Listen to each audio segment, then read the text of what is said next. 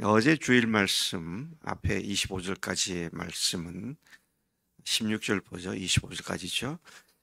등불을 켜서 등경 위에 두어서 하나님의 빛을 가진 사람들이 그러한 역할을 하는 것이다.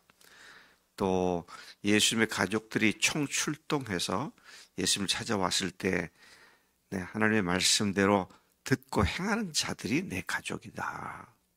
그리고 세 번째 내용은 폭풍우를 만났을 때 배가 가라앉을 지경이 되었을 때 예수님께서 주무시다가 깨우니까 일어나셔서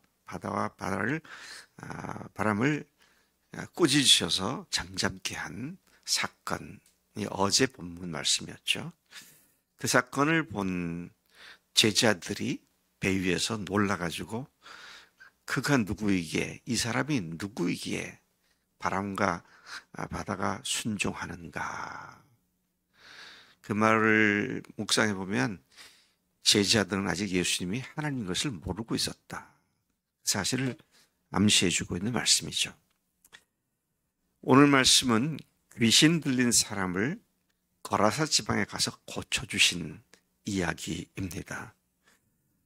예수님과 제자들이 갈릴리 서편의 가버나움에서 사역을 하시다가 배를 타고 건너편인 동편으로, 호수 건너편으로 건너가셨습니다.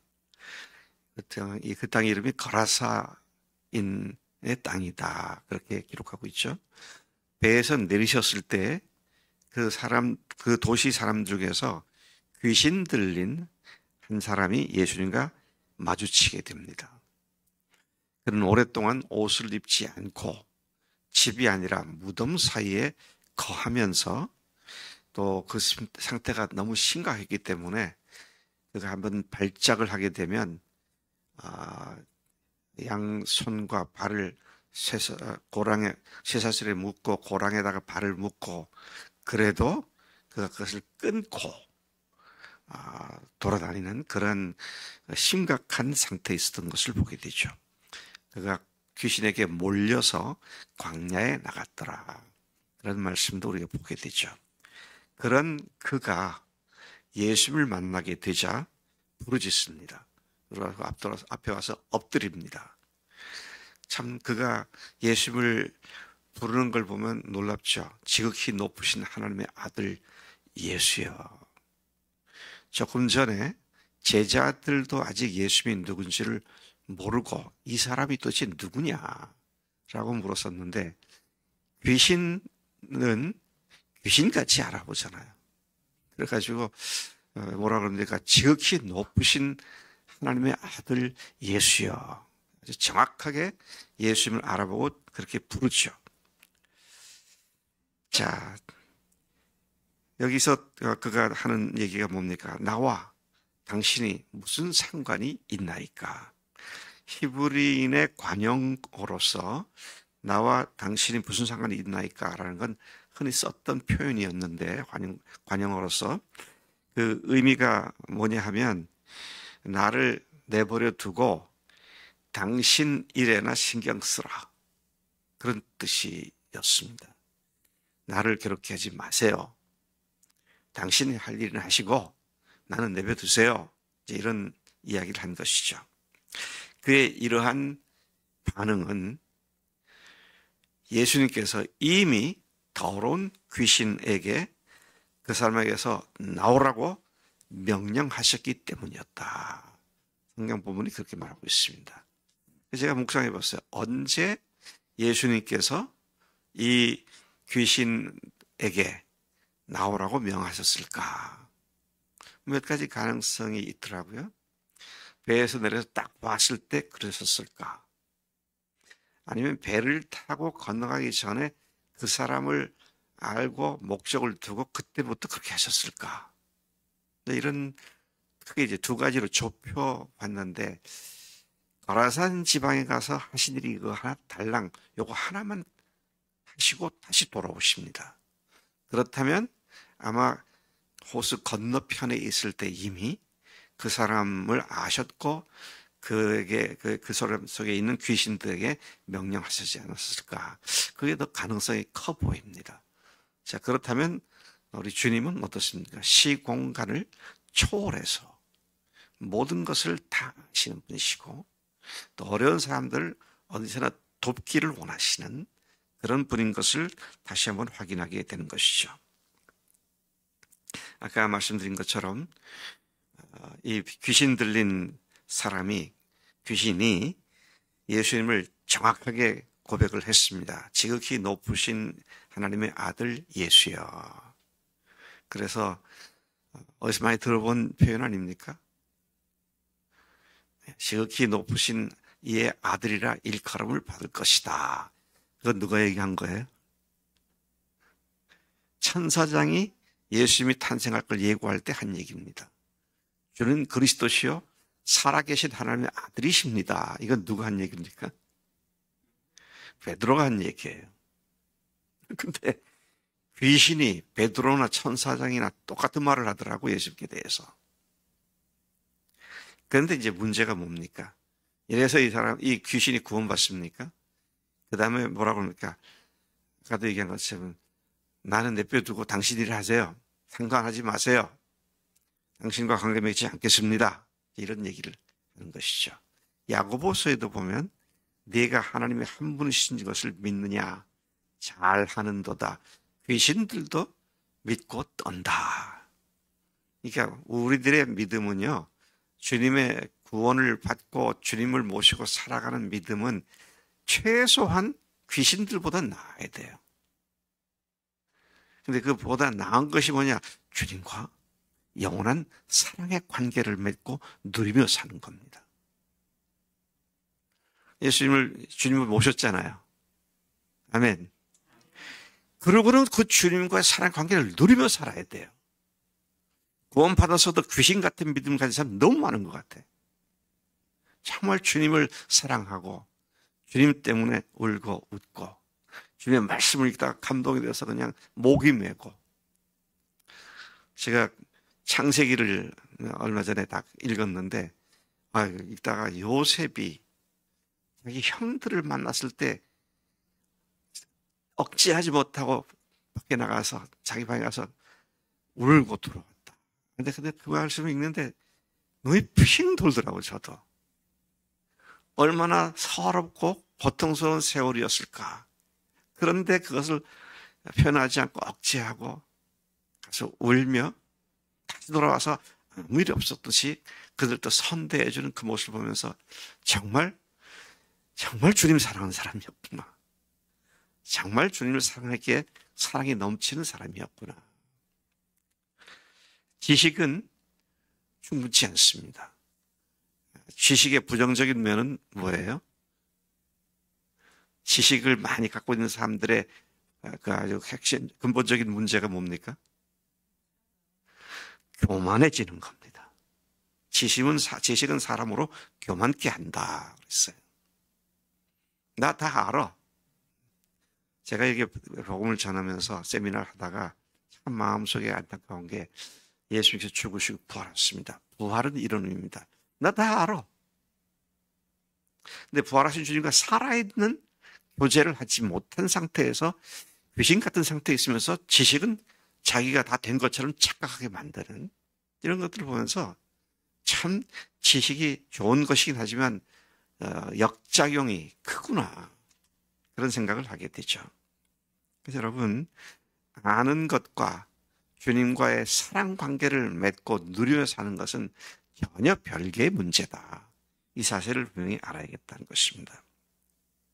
예수님께서 묻습니다. 내 이름이 뭐냐? 너 누구냐? 내 이름 뭐야? 물으시죠? 귀신이 대답하기를 군대다. 그렇게 말합니다. 군대입니다. 네, 군대다. 헬라어로 여기 군대란 말 레기온이란 말입니다.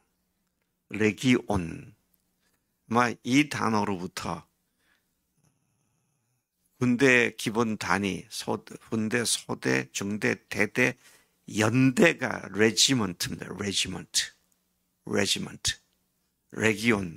아마 거기서 나온 것 같아요. 그 다음에 사단을 디비전이라고 말해요. 자, 많다는 거잖아요. 아마 군대 용어로서 레기온은 6천 명 정도의 규모였다. 그렇게 알려져 있습니다. 6천 명이면요. 일개 연대가 한 3천 명 되거든요. 두 개 연대가 뭐죠? 여단을 이루고 있는 그런 그 숫자를 얘기하는 것이죠. 많은 귀신이 들렸다는 것을 의미하는데, 그러면서 그에게 있던 군대 귀신이 예수님께 무적행으로 들어가라고 하지 말아 주시기를 간구합니다. 무적행이라는 말은 뭐예요? 단어 그냥 뜻풀이를 하면 무, 없을 무에 바닥, 갱, 굴갱, 밑바닥이 없는, 한없이 추락하는 그런 의미죠. 자, 여기 이러한 그 무적갱은 요한계시록 9장에 보면, 또 20장에도 보면 끝없이 깊은 곳으로 마귀가 일시적으로 갇힐 곳입니다. 가두어질 것이다.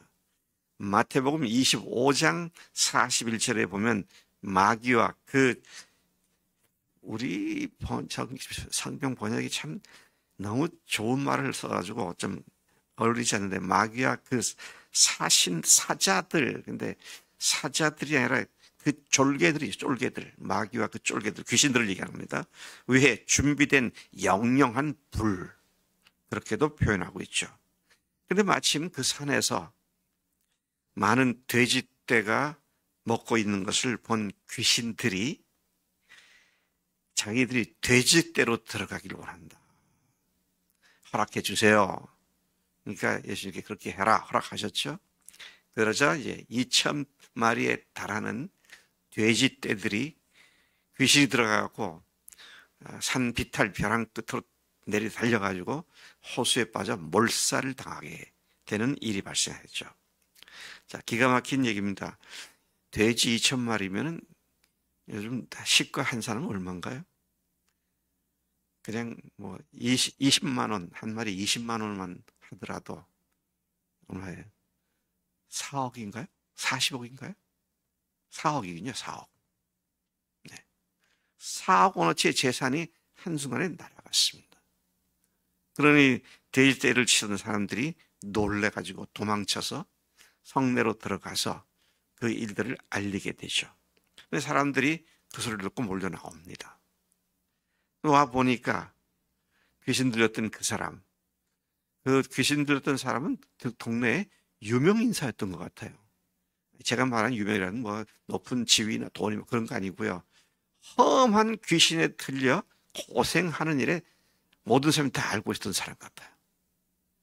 근데 그가 옷을 입고 있고 예수님 발치에 앉아 있는 것을 보게 되죠. 그 광경만 해도 그들은 얼마나 놀라웠겠어요. 자, 여기 이제 찾아와서 그 광경을 본 사람들의 반응이 또 놀랍습니다. 이래서 사람이 살아났으면 사람들이 오, 이분이 놀라운 분이구나. 우리 집에 오세요. 동네에 오세요. 우리 아는 사람 많습니다. 그렇게 해야 이게 정상이 아닐까. 근데 제발 좀 떠나가 달라고 예수님을 배척하잖아요. 이게 뭘 얘기하는 겁니까? 예수님이 계속 여기 계시다가는 우리가 무슨 피해를 입을지 모르겠다. 이런 생각을 했던 것 같아요. 경제적 손해와 예수님을 만나고 그분과 관계를 맺는 것을 바꿔버렸죠. 그들에게 온 최고의 축복의 기회를 마치 에서가 팥죽 한 그릇에 장자의 명분을 판 것과 같은 경망스러운 그들의 모습을 보게 되죠. 그래서 오늘 우리가 이 말씀을 읽으면서 나는 주님과의 관계가 어떠한가. 잠깐 나를 기쁘고 즐겁게 해주고 만족스럽게 해줄 것 같은 죄 짓는 일과 주님과 함께 동행하는 삶을 맞바꿔 먹는, 엿바꿔 먹는 그런 경망스러움은 없는가. 어제 설교 말씀이 그 내용이었죠. 참 우리가 조심해야 할 문제다. 은혜 아래 사는 사람들이 은혜를 그냥 당연시 여기고는 죄 짓는 데에 그냥 홀딱 넘어가게 돼요.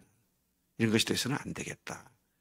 제가 우리 어제 목장 모임에서 잠깐 나눴습니다만은 그, 그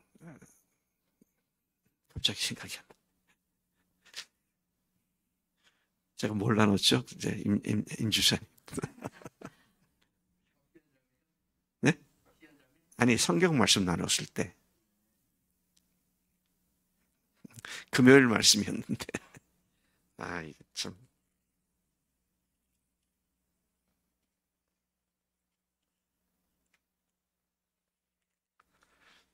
목사님 봐야겠네. 시간이 갔지만 조금 보면 도움 될 것 같아서.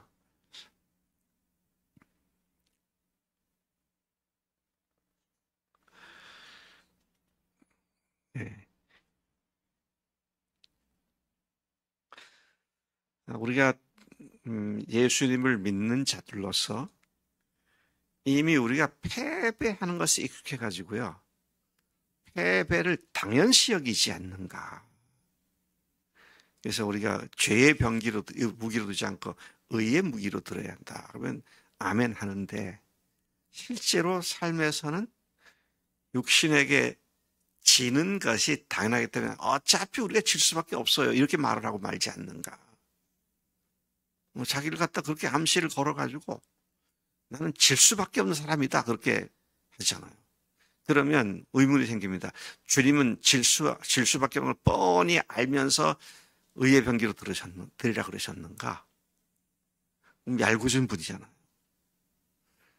근데 아예 죄를 지을 때에 이런 사람은 아무도 없어요. 나는 죄를 지을 수밖에 없는 존재니까 죄를 지을 때 고민하지 않아도 그냥 죄는 지어져요. 근데 이런 사람은 없어요. 참 저걸 하면 참 좋겠다. 저거 죄 지으면 나한테 많은 유익이 되겠다. 근데 왜 나는 이렇게 죄가 안 지어지지? 그래가지고 몇 번 노력하다가 와 드디어 나도 죄를 지었구나. 그런 사람은 아무도 없어요. 그건 뭘 얘기하는 겁니까? 죄는 지으려고 작정해 짓는 거예요. 근데 맨날 패배하다 보니까 아예 제일 지는 걸 당연시 해버린다고요. 이게 제대로 전달되고 있나 모르겠어요. 애써 죄를 지으면 좋을 것 같으니까 애써 자기가 주님께 순종하고 주님의 말씀을 따라야 한다는 걸 못 들은 척하고 들어본 적 없는 척하고 또는 들어본 적이 있다 하더라도 이번만 그러면서 짓지 말아야 하는 내적 갈등이 있는 걸 무시해버린다고요. 죄 지을 때 갈등이 없습니까? 예? 짓는 순간은 이미 저절로 느끼면 없을지만 짓기까지 갈등이 없어요? 그러면 이상한 그리스도인이에요. 이상한 사람이에요. 왜? 성령께서 가만히 안 두시거든. 계속 말까 안 되지 하지. 그래서 하자. 이렇게 되는 거지. 딱 생각됐을 때 그냥 바로 죄짓고 이건 아니잖아요. 그러면 성령께서 제동을 하시는데 그걸 못 들은 척하고 내가 그냥 무시해버리고 가는 거잖아요. intentional 하다 그래요. 의도적이에요, 그거는. 자, 그런 의미에서 우리가 정말 성령님께 귀를 기울고 살면 패배하지 않습니다. 자, 그런 의미에서 아까 이 목사님 지난주도 이번 주도 좋은 얘기 하셨어요. 이미 예수님께서 십자가에서 계산하셨습니다. 계산이 끝나셨어요. 계산 끝났으면 우리는 누리면 되잖아요. 그래서 오늘 이 말씀도 다시 보면 자, 예수님께서 이렇게까지 찾아오셨는데 이들이 이렇게 거부를 하고 참 안타깝다. 내가 지금 아는 것에 그쳐 있는가? 주님과 관계를 누리며 사는가? 이것이 너무도 중요하다는 것이죠. 우리 정경래 자매 한 번씩 이렇게 불러야 새벽에 점성이 버뜩 난 것 같아. 강선일 형제하고 사랑의 관계를 누리고 계시죠? 내가 볼 때 정경래 자매는 특히 이게 아주 민감한 그런 감성이 있어서 강 형제의 눈빛이 조금만 무관시해 보이면 못 견딜 것 같아.